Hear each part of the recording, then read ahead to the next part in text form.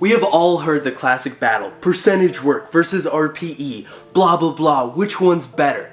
Let's talk about that, and let me give you a good visual example to explain the difference between the two. So let's start off with some quick definitions just to clear the air. When we're talking about percentage work, the idea is that for every lift, you have a 1 rep max that you have hit or have an estimated 1 rep max that you're working off of. On the other hand, RPE stands for rate of perceived exertion, which is a scale 1 through 10, and you rate how hard a lift was by assigning it a number. In different health and fitness aspects, they use RPE a little bit differently, but in strength training, I think the most effective way to use it is reps in reserve. So you do a set of squats. After that set, you think to yourself, how many more reps could I have done after that set was over? If the set was max effort and you couldn't have done any more reps, you would say that's an RPE at 10. That could be a 1 rep max or a 20 rep max. All that matters when it comes to rating it is how many reps you had left in the tank after your set was over. Then at 9 means you could have done 1 more rep after your set was over. At 8 means you could have done 2 more reps after your set was over, and it continues that pattern all the way down. Most of the time, anything under at 7 is pretty hard to accurately measure, and as you get closer to that at 10 or a maximal set, it gets a little bit more accurate. On top of that, the more reps you do in a set, the harder it is to find the perfect RPE too. Which I don't think it's hard to understand that if you're trying to do a set of 20 reps at an RPE of 6, you just start looking like Alan from The Hangover, doing math in your head and come out super confused. Not at the table, Carlos. Now that you understand what both percentage and RPE is, I just want to get this out there. I think both methods are very useful and both can be super successful. I personally lean more towards the RPE side of things, but let me explain why. Our bodies respond to stress. It takes that stress, and if given the right amount, it adapts and gets stronger or gets better at handling the type of stress we give it.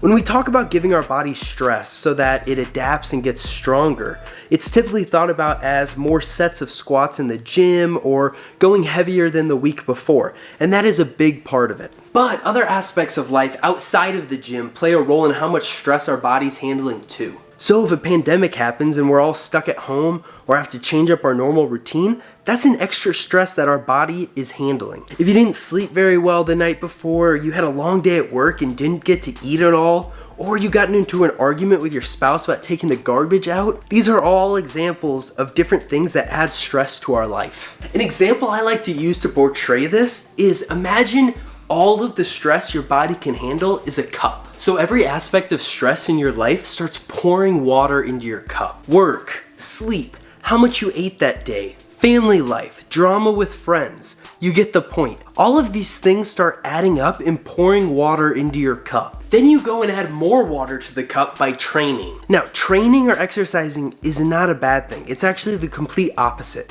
Something everyone should be doing. But when we have these extra stressors in our life outside of the gym, sometimes our performance in the gym can get affected. And that's where I see a huge disadvantage for using percentages as your main method defining what weight you're gonna use that day. It doesn't give you any wiggle room when you're having a really good day or on those days you're just feeling like crap. The weight or percentage you should use stays the same. To give an example, let's say you go to the gym today and you're supposed to hit 3 sets of 6 reps at 80% of your 1 rep max. You train in the evening and the night before you didn't sleep very well. That morning you found out that your company's struggling so your salary got cut 10%, and on top of that you didn't have time to eat lunch. Do you think your training is going to be affected? I would say in some aspect it's probably going to be affected. Well, you get to the gym and you have 3 sets of 6 at 80%, so you start warming up and everything's just feeling a little slower and heavy. But my program says 80%, I'm gonna hit 80%. You get up to 80%, it's heavy. If you are having a lot of life stressors outside of the gym or still trying to recover from yesterday's training session in the gym, that 80% might actually be 85 or 90% of that day's actual 1 rep max potential. Because our training ability fluctuates day to day. And most of the time it's nothing crazy, but having a way to be able to regulate your training based off how you feel that day could be huge. And RPE gives you that ability. Let's give you another analogy to help you understand the difference between RPE and percentage work. I heard this analogy from Brian Mann from an online lecture he gave, so thank you, Brian, for sparking this part of the video. Think about RPE and percentages as a GPS and a map. Both strategies can get you to the same destination. They both use the same roads, and most of the time, they use the same route. But the GPS has the ability to zoom in, get live updates on construction work or accidents, and allows you to update your route to dodge those things and take the best way home. So associate the GPS with RPE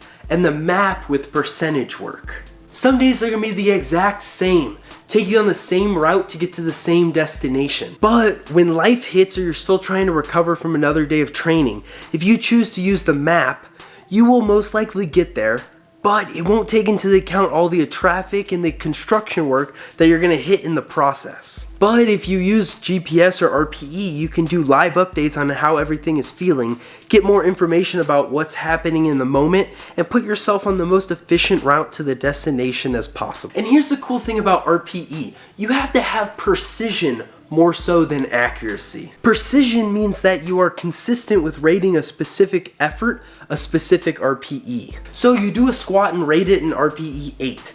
Even if someone else would have rated it a 7 or a 9, it really doesn't matter in the long run. What matters in the long run is that you are consistent with rating the same effort in 8. Because we really can't be too accurate with the specific RPE. Who gets to tell you how hard of an effort your lift was? Yes, I can probably tell a difference between a set of squats at a 6 RPE versus a 10 RPE. But when it comes down to it, as long as the effort that you rate in 8 stays in 8 consistently, you are going to have a lot of success with RPE. So does using percentages in your training work?